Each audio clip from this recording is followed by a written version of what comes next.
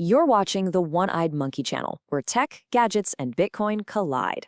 Welcome to The Explainer, where we break down the biggest stories in tech. So today, we're diving into the story of Nvidia, a company that is, without a doubt, the absolute center of the AI revolution. But believe me, its journey was anything but a straight line to success.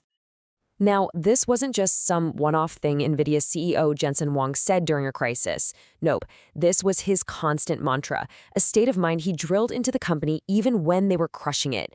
He always believed their worst enemy wasn't some other company, but their own complacency. And it all started in, of all places, a Denny's in San Jose. Yeah, you heard that right. Three friends, Jensen Huang, Malachowsky, and Priem, got together over some coffee and maybe a Grand Slam breakfast to map out a company that would, decades later, pretty much define an entire era of technology. But, before they could build the future, they first had to survive the present. And their first big swing at the plate? It was a spectacular miss that nearly wiped them right off the map. Their first chip, the NV1, was the classic story of brilliant engineering that solved a problem nobody actually had. You can see the total disconnect right here. Nvidia built this all-in-one multimedia beast, a Swiss Army knife with graphics, audio, and game ports all on one card. The problem? Gamers didn't want a Swiss Army knife. They wanted a weapon. They wanted a razor-sharp blade. And from a market perspective, man, they got just about everything wrong. The chip was way over-designed, the audio wasn't compatible with the industry-standard Sound Blaster, which was a total deal-breaker back then, and they used their own unique graphic standard that game developers, who were already super busy, had zero interest in supporting. This whole miscalculation, it wasn't cheap. They torched through nearly all of their initial investment on a product that just completely flopped.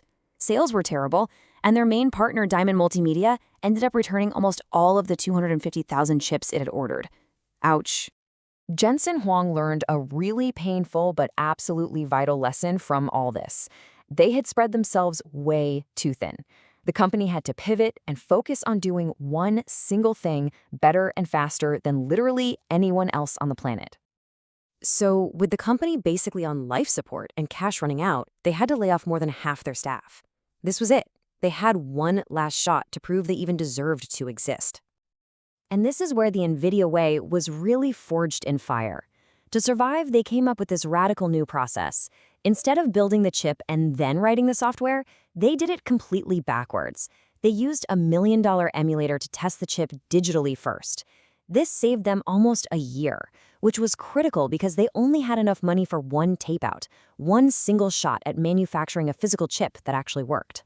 By 1997, the industry had totally written them off. I mean, can you imagine? At the big computer game conference, competitors would literally walk by their booth and heckle them. They were a joke, a ghost of a failed idea. And then they turned on the demo for their new chip, the RIVA 128. And it wasn't just fast, it was faster than anything anyone had ever seen from a consumer card. The heckling stopped, the buzz started, and the reviews that came out after, they were unanimous. Nvidia was back. And boy, did the market respond. They shipped over 1 million units in just 4 months, snatching up a huge piece of the market and finally hitting their first profitable quarter ever. This was more than a comeback. It was a straight-up miracle, and it established the company's intense, high-stakes culture that defines them to this day. So after staring death in the face and surviving, you'd think they'd play it safe for a while, right? Nope. They immediately made another huge bet, one that was so ahead of its time, almost no one, especially not on Wall Street, understood just how important it would be for over a decade. See, they didn't just want to make faster graphics cards anymore. They decided to invent and name an entirely new category of processor, the GPU, or Graphics Processing Unit.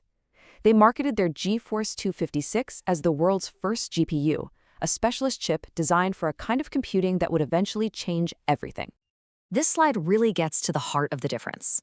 A CPU is your generalist. It has a few really powerful cores, and it tackles complex tasks one after another, in a line. A GPU, on the other hand, is a specialist. It has thousands of simpler cores all working at the exact same time, in parallel. Think of it like a single master artist versus an entire army of artists. But the real stroke of genius was CUDA. This was a software platform they released back in 2006 that basically unlocked the GPU for all sorts of general computing. For years, it was a lonely, expensive bet. Nvidia poured money into building an ecosystem, giving cards away to universities and training developers. Then in 2012, a breakthrough AI model called AlexNet ran on their GPUs, and it proved their parallel design was perfect for deep learning. Jensen saw the signal and told his team to go all in. And so for another decade, they kept investing, building the hardware and the software for an AI revolution that was, for most of the world, still just a cool sci-fi concept. And then everything changed. In late 2022, OpenAI released ChatGPT, and it just exploded. It became the fastest-growing app in history. Suddenly, every single company on Earth needed massive, and I mean massive amounts of computing power to build their own AI. And guess what? There was only one company that had spent 15 years getting ready for this exact moment. What happened next was just stunning. Wall Street was expecting a great quarter, forecasting revenue of about $7.2 billion. But NVIDIA's own forecast? $11 billion. A number so massive, so far beyond what anyone was predicting, it just broke every financial model on the planet. The market's reaction was immediate and just insane. NVIDIA's stock added $184 billion in value in a single day.